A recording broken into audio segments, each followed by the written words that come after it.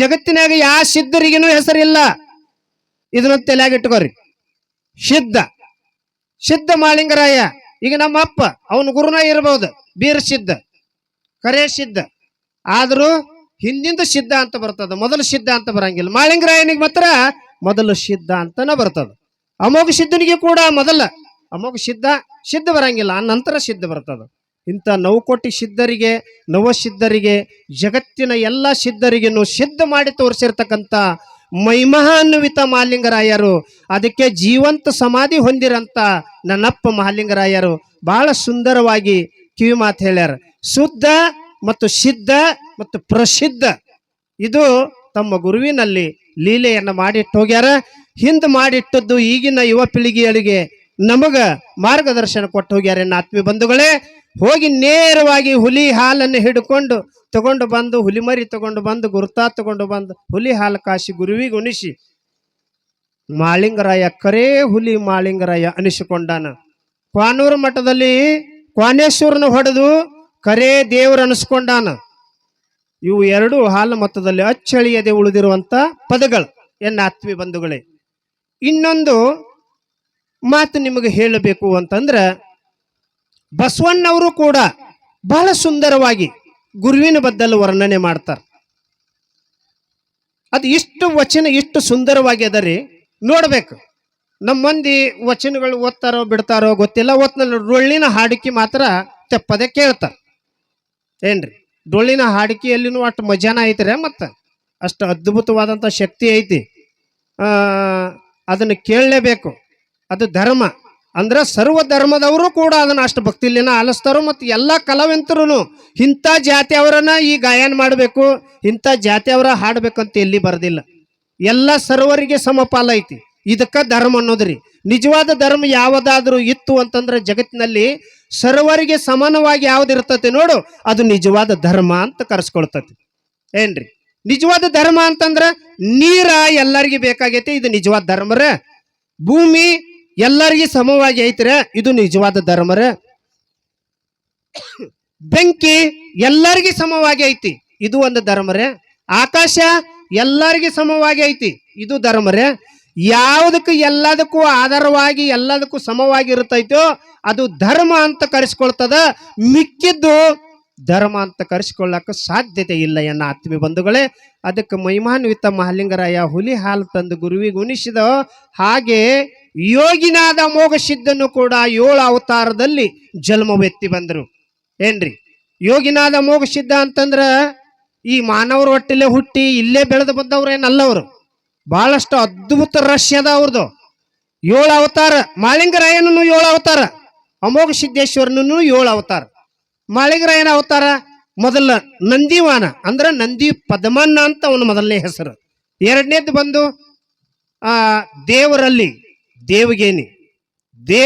ದೇವಗೇನಿ, ಮಾನವರಲ್ಲಿ ಮನಿಗೇನಿ ಅಂತ ನಮ್ಮ ಹಿರಿಕರು, ನಮ್ಮ ಅನುಭಾವಿಗಳು, ನಮ್ಮ ಗುರುಮನಿ ಮಠದಲ್ಲಿ ಈ ಪಾಠವನ್ನ ಹಾಕೊಂಡು ಬಂದರು ಆತ್ಮೀಯ ಬಂಧುಗಳೇ. ಇನ್ನು ಮೂರನೇದು ಯಾವ್ದು ಕೇಳಿದ್ರಿ? ಆಯ್ತರಲ್ಲ, ನಂದಿವಾನ ಅಂದ್ರೆ ನಂದೇಶ್ವರನ ವಾಹನವಾಗಿರ್ತಕ್ಕಂಥ ನಂದಿ ಪದ್ಮನ್ನ. ಆಮೇಲೆ ದೇವರಗೆಳಿ ಬಪ್ಪನ್ನ, ಗಿಳಿರಾಮ, ಆಮೇಲೆ ಮಾಳಿಂಗರಾಯ. ಇವು 7 ಅವತಾರಗಳು ಬಂದು. ಹಾಗೆ ಅಮೋಘ ಸಿದ್ಧನು ಕೂಡ ಘನ ಋಷಿಯಾಗಿ, ಅಂಬ ಋಷಿಯಾಗಿ, ಅಡಿಕೇಶಿ ಋಷಿಯಾಗಿ ಏನ್ರಿ, ಓಂ ಋಷಿಯಾಗಿ, ಲಾಸ್ಟ್ ಅಂಗೈದೊಳಗೆ ಜ್ಯೋತಿಯಾಗಿರುವುದು. ಇಂಥ ಪುಣ್ಯಾತ್ಮ ಅಮೋಘ ಸಿದ್ಧ 7 ಅವತಾರಗಳಲ್ಲಿ ಬಂದ್ರೂ ಕೂಡ ಮಳಿಕಿಲ್ಲ, ಬೆಳಕಿಲ್ಲ, ಮರ್ತಕ್ಕೆ ತಂದ್ರು. ನಮ್ಮ ಹಾಡುಣಿಕೆಯಲ್ಲಿ ಕೆಲವರು ಬಳಸಿದ್ರು, ಶಬ್ದಗಳ ಕಾರವಾಗಿ ಬಳಸ್ಕೊಂಡು ಬಂದ್ರು. ಕಂದಲಗಾಯಿ ಬೀರಪ್ಪ ಕಾಕ ಅತ್ತಿದ್ದ, ನೀವು ನೋಡಿರೇ ಇಲ್ಲ ಏನೋ, ನಾವೇನ ನಮಗೆ ಇನ್ನೂ ಸಣ್ಣವ್ರು ಇದ್ದೀವಿ, ನಾವು ನೋಡಿದೀವಿ. ಹಾಡುಣಿಕೆ ಮುಗಿಯೋಟಿಗೆ ಒಂದು ಕೊಡ ಒಂದು ಬಿಂದಿಗೆ ನೀರು ಕುಡಿತಿದ್ರು. ಅಂದ್ರೆ ಅಷ್ಟು ದಪ್ಪ ಇದ್ರು, ಗಟ್ಟುಮುಟ್ಟಾಗಿ. ಅಂದ್ರೆ ಮನಿಮಿ ಮಾದ್ಕೊಂಡು ಮಹಾರಾಜರ ಜೊತೆಲಿ ಸೊಡ್ಡು ಹೊಡಿತಿದ್ರು ಏನ್ರಿ. ಅದು ಹಾಡಿಕೆ ಬಹಳ ಬಿರುಸಿನ ಹಾಡುಣಿಕೆ. ಅಮೋಘ ಸಿದ್ಧ ಬೀಜ ಗುಂತಿಗೆ ಬಂದಾನಂತ ಇವ್ರದು, ಅಮೋಘ ಸಿದ್ಧ ಬೀಜ ಗುಂತಿಗೆ ಬಂದಿಲ್ಲ ಅಂತ ಅವ್ರದ್ದು ಇಷ್ಟವಾದ. ಇದೇ ವಾದ ಕೆಲವೊಂದಿನ ನಮ್ಮ ನಾಡಿನ ಉದ್ದಗಲಕ್ಕೂ ಎಲ್ಲ ಕಡೆ ಬೆಳ್ಕೊಂಡು ಬರ್ತೇನೆ ಆತ್ಮೀಯ ಬಂಧುಗಳೇ. ಇವಾಗ ಅದು ತಂಡಗಾಗ್ಯದ, ಅದಕ್ಕೆ ಕೇಸ್ ಆತು, ಬೇಕಾದ್ದೆಲ್ಲ ಆತು. ಅದು ಧರ್ಮಾಗೆ ಉಳಿತು ಆತ್ಮೀಯ ಬಂಧುಗಳೇ. ನಿಮಗೆಲ್ಲ ಗೊತ್ತೈತ್ರಿ ಅದು ಏನ್ರಿ. ಅದನ್ನು ಬಹಳಷ್ಟು ಇದನ್ನು ಮಾಡೋದು ಬೇಡ. ಈ ಹಾಡುಣಿಕೆ ಒಳಗಡೆ ಅವರು ಬಹಳಷ್ಟು ಪ್ರದರ್ಶನೆ ಮಾಡ್ತಾರ. ಸಮರೂಪ ಸಮರಸ ಏನ್ರಿ, ಹಣಹನಿ, ನೇರ ಹಣಹನಿ ಅಂದ್ರೆ ಪ್ರಶ್ನೆ ಮತ್ತು ಉತ್ತರ ಮಾಡ್ತಾರ. ಇವ್ರು ಅವ್ರಿಗೆ ಕೇಳ್ತಾರ, ಅವ್ರು ಇವ್ರಿಗೆ ಕೇಳ್ತಾರ. ಒಳ್ಳೆ ಉತ್ತರಗಳನ್ನ ಕೊಟ್ರು ಅಂದ್ರ ಸಭಾ ಗೆದ್ದಂಗ. ಅದಕ್ಕೆ ನೇರವಾದ ಉತ್ತರ ಕೊಡ್ಲಿಲ್ಲ ಅಂತಂದ್ರ ಅಲ್ಲಿ ಸಭದಲ್ಲಿ ಅದು ಬಿದ್ದಂಗ. ಆದ್ರೂ ಕೂಡ ಈ ನೇರವಾದ ಈ ವೇದಿಕೆ ಮೇಲೆ ಎರಡೂ ಘಟಾನುಘಟಿಗಳು ತಮ್ಮ ವೈವಿಧ್ಯಪೂರ್ಣವಾಗಿರುವಂತ, ಅತಿ ಅದ್ಭುತವಾಗಿರುವಂತ, ನಿಖರವಾಗಿರುವಂತ, ನಿರ್ದಿಷ್ಟವಾಗಿರುವಂತ, ನೇರವಾಗಿ ತಮ್ಮ ಪ್ರದರ್ಶನವನ್ನ ಈ ವೇದಿಕೆ ಮೇಲೆ ನೀಡಲಿದ್ದಾರೆ. ಅವರು ಬರುವವರೆಗೆ, ಅವರು ಪ್ರಸಾದ ಮಾಡುವವರೆಗೆ, ವೇದಿಕೆ ಬಂದ ಹತ್ತುವರೆಗೆ ಇದು ಯಥಾ ಪ್ರಕಾರ ಸ್ವಲ್ಪ ಮುಂದುವರಿತದೆ ಅನ್ನೋ ಆತ್ಮೀಯ ಬಂಧುಗಳೇ. ಇನ್ನೊಂದು, ಊಟದಲ್ಲಿ ಉಪ್ಪಿನಕಾಯಿ ಇದ್ದಂತೆ ಹೇಳಬೇಕು. ನಮ್ಮ ಸಿದ್ಧರದ ಹೇಳಿದ್ರು ಕೇಳಂಗಿಲ್ಲ ನೀವು ಏನ್ರಿ, ಸಿದ್ಧರದ ಹೇಳಿದ್ರು ಕೇಳಂಗಿಲ್ಲ. ಭಾಳ ಮಾತಾಡೋರ್ ಕೈಯಾಗ ಮೈಕ್ ಕೊಡಬಾರ್ದಂತ, ಸೀರೆ ಅಂಗಡಿಯಾಗ ನಮ್ಮ ಅಕ್ಕನ ಹೆಣ್ಮಕ್ಳನ್ನ ಬಿಡಬಾರ್ದತ್ತ, ಮತ್ತ ನೀರು ನೋಡಿ ಎಮ್ಮಿ ಬಿಡಬಾರ್ದತ್ರ ಏನ್ರಿ. ಭಾಳ ಮಾತಾಡೋರು ಕೂಡ ಮೈಕ್ ಕೊಟ್ರೆ ಏನಾಕತಿ ಅಂದ್ರ ಮತ್ತೊಂದು ಮತ್ತೊಂದು ಮತ್ತೊಂದು ಸರ್ಮಾಲಿ ಸುತ್ತಿ ಹಂಗ ಹೊಡಿದ್ರಿ ಬೆಳ್ತಾನ. ಅದಕ್ಕೆ ಮಿತಿನ ಇಲ್ಲ. ಅದಕ್ಕೂ ಒಂದು ಮಿತಿ ಇರಬೇಕು, ಹಿತಮಿತಿ ಇರಬೇಕು ಶಬ್ದಗಳು ಬಳಸಾಕ. ಮತ್ತು ನಮ್ಮ ತಾಯಿಯಾರ ಸೀರೆ ಅಂಗಡಿಯಾಗ ಯಾಕೆ ಬಿಡಬಾರ್ದಂದ್ರಿ, ಮತ್ತು ನೀವೇನ್ರ ಶಿಟ್ಟಾಗಿರಿ, ಮತ್ತು ಅವು ನನ್ನ ಹಾಟಿ ಅಂದ್ ಇದೆಲ್ಲಿದು ಬತ್ತ ಯವ್ವ ಹಿಂಗೆ ಹೇಳಕತ್ತ ತಂಗೇನು ಅನ್ನಕ್ಕೆ ಹೋಗ್ಬೇಡ್ರಿ. ಅದು ಕರೆನ ಐತಿ. ಊರಿಗೆ ಒಂದ ಬಸ್ ಇದ್ರೆ ಏನು ಮಾಡೋದ್ರಿ ಹಿರಿಯರ, ಏನು ಮಾಡೋದ್ರಿ ಮಗಳು? ಅದು ಚಲೋ ಐತೆ ಯವ್ವ, ಅದ್ರ ಕಿಮ್ಮತ್ 25,000 ಐತೆ ಯವ್ವ, ಬೇಕಲಾಟ ತಗೊಳಕ ದುಡ್ಡು. ನಿಮಗ ದೇವ್ರು ಎಷ್ಟು ಕೊಟ್ಟಾನೋ ಅಷ್ಟ. ಕನ್ನಿಕೋಮಲಿ ಶ್ರೀಮಂತನ ಮಗಳಿದ್ದಳು, ಬಳಿನೂ ಬಂಗಾರದಿದ್ದು, ಬೆಳ್ಳಿ ಎಲ್ಲ ಬಂತು. ಪಿತಾಂಬರ ಸೀರೆ ಅವಳು ತಗೋತಿದ್ರು, ಅವ್ರು ಹೋಗಿ ಹೇಳ್ರು. ಬಡ್ರು ಇದ್ರಲ್ಲ, ಅವ್ರು ತಗೊಲಿಲ್ಲ, ಅವ್ರಿಗೆ ಬೇಕಾದಷ್ಟು ಆಯ್ಕೆ ಮಾಡಿದ್ರು. ಹಂಗ ನಮ್ಮ ಜೀವನದಲ್ಲಿ ಹಾಸಿಗಿದ್ದಟ್ಟು ಕಾಲು ಚಾಚೋದಂತಾರ್ರಿ. ಮತ್ತು ಬೇಕಂದ್ರ ಏನಾಕತಿ ಅನ್ನೋದು ಗೊತ್ತಾರಲ್ಲ, ಸಾಲ ಮಾಡಿ. ಅದಕ್ಕೆ ಸರ್ವಜ್ಞ ಮೂರ್ತಿ ಒಂದು ಮಾತು ಹೇಳ್ತಾನ, ಸಾಲ ಮಾಡಿ ಉಂಡವ್ರದ ಸಾಲ ಕೊಂಬುವಾಗ ಸಕ್ಕರೆ ಬಾನ ಉಂಡಂತೆ ಸಾಲಿಗೆ ಬಂದ ಕೇಳುವಾಗ ಹಿಂದೆ ಎಲ್ಲೋ ಚೋಳ್ ಕಡ್ದಂಗತ್ತ. ಆ ಶಬ್ದ ಬಳಸಂಗಿಲ್ರಿ ನಾ ಏನ್ರಿ, ಹೆಂಗಾಗ್ತದ್ರಿ. ಅದಕ್ಕ ಇದ್ರೊಳಗನ ಮಜಾ ಇರ್ಬೇಕು. ಗಂಜಿ ಕುಡಿದು ಬದುಕಬೇಕಾದ್ರೆ ಸತ್ಯವಾಗಿ ಬದುಕಬೇಕು. ಎಲ್ಲಿದ್ರೆ ಕಳ್ತನ ಮಾಡಿ ಏನಾರ ತಂದು ಇಂಥದ್ದು ಮಾಡಬಾರ್ದು. ಬಸವಣ್ಣವ್ರು ಹೇಳಿದ್ರು, ಕಳಬೇಡ, ಕೊಲ್ಲಬೇಡ, ಹುಸಿಯ ನುಡಿಯಲು ಬೇಡ, ತನ್ನ ಬಣ್ಣಿಸಲು ಬೇಡ, ಇದುರು ಹಳಿಯಲು ಬೇಡ, ಇದೇ ಅಂತರಂಗ ಸುದ್ದಿ, ಇದೇ ಬಹಿರಂಗ ಸುದ್ದಿ, ಇದೇ ನಮ್ಮ ಕೂಡಲ ಸಂಗಮ ದೇವನ ಒಲಿಸುವ ಪರಿ ಅಂತಂದ್ರು. ಕಳತನ ಮಾಡೋದು ಬೇಡ ಅಂತಂದ್ರೆ ಇನ್ನೊಬ್ಬರು ವಸ್ತು ಕದಿದು ಬೇಡ. ರೊಕ್ಕ ಆಗಿರ್ಬೋದು, ರೂಪಾಯಿ ಆಗಿರ್ಬೋದು, ಅದ ಹಸು ಆಗಿರ್ಬೋದು, ಎಮ್ಮೆ ಆಗಿರ್ಬೋದು, ನಾಯಿ ಆಗಿರ್ಬೋದು, ಬಂಗಾರ ಆಗಿರ್ಬೋದು, ಬೆಳ್ಳಿ ಆಗಿರ್ಬೋದು, ಯಾವುದೇ ವಸ್ತು ಪರರ್ದು ಬೇಡ, ಕದಿದು ಬೇಡ.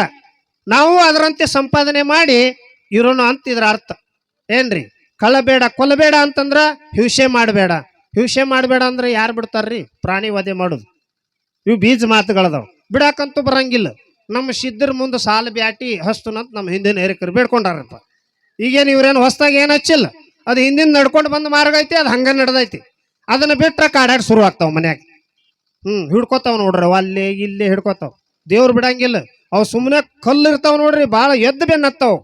ಅದ್ರಾಗ ಅಷ್ಟು ಶಕ್ತಿನೇ ಇರತ್ತೆ. ಅಷ್ಟು ಶಕ್ತಿ ಐತೆ ಅಂದ್ರೆ ಈ ಲಕ್ಷ್ಮಿ ಮೂಲತಃ ಹೆಸರು ಲಗಮವ್ವ. ಇದು ಈ ಸ್ಥಾನದ ಹೆಸರು ಲಗಮವ್ವ. ಆದ್ರೆ ಇವ್ರ ಹೊಟ್ಟ್ಯಾಗ ಹೋಗಕ್ ಇವ್ರ ಜೀವನ ಅಲ್ಲೋಲ ಕಲ್ಲೋಲ ಮಾಡಿ, ಇವ್ರನ್ನ ಹಂಗ ಮಾಡಿ ಹಿಂಗ ಮಾಡಿ ಒಟ್ಟಿನಲ್ಲಿ ಏನ್ಯಾಕೆ ಮಾಡೋಳ ಗುಡಿ ಕಟ್ಕೊಂಡ್ಳು ನಮ್ಮವು. ಇದು ಸಿದ್ಧ ಆಯ್ತ್ರೆ. ಸಿದ್ಧರದು ಯಾವಾಗಲೂ ಸಿದ್ಧರ ಸಾಲದಲ್ಲಿ ಇರ್ತಕ್ಕಂಥ ಲಕ್ಷ್ಮಿ ನಮ್ಮವ್ವ ಭಾಳ ದೊಡ್ಡಕ್ಕಿದಾಳು. ಇನ್ನ ಈ ಗುಡಿ ಕಟ್ರೆ ಅಷ್ಟ ಮುಗಿಲಿಲ್ಲ, ಇನ್ನ ಐತ್ ನೋಡ್ರಿ ಅದ್ರದ್ದು ಮಜಾ.